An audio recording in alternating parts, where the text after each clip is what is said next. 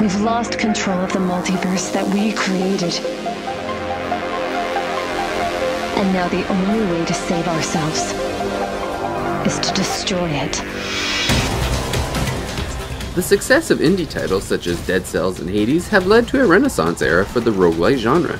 These days, plenty of different flavors of genre are being constantly fused together with roguelite mechanics, looking for that fresh new experience people crave.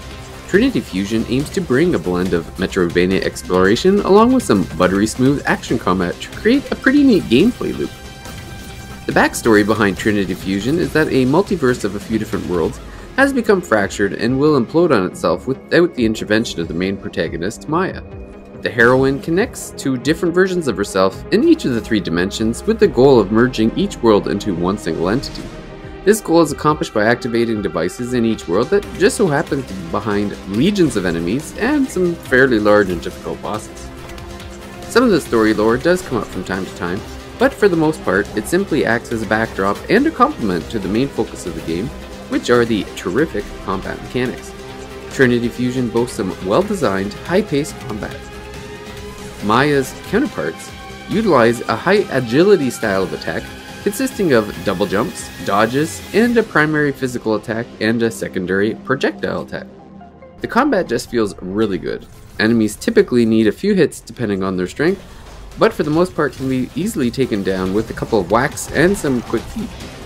It wouldn't be a roguelite without some random power-ups, and Trinity Fusion delivers those in spades. Multiple stations are spread throughout each world that give the player 3 options of boosts, along with an incentive bonus to encourage sticking with the same type of power-up. A vast amount of enhancement options ensures that most playthroughs are going to feel quite different.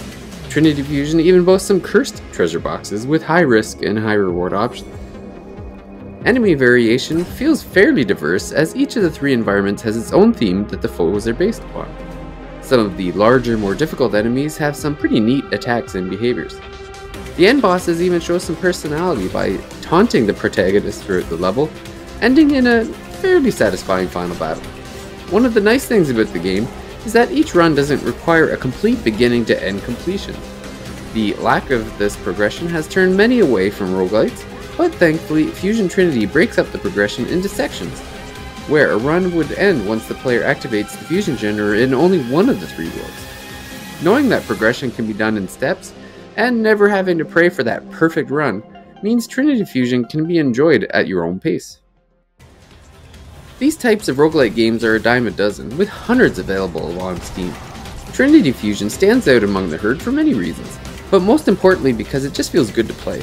Its style of progression allows for either an in-depth playthrough or a more casual relationship with the game, thanks to its level structure and ease to pick up and play. For anyone who enjoys these types of video games, it's an easy recommendation.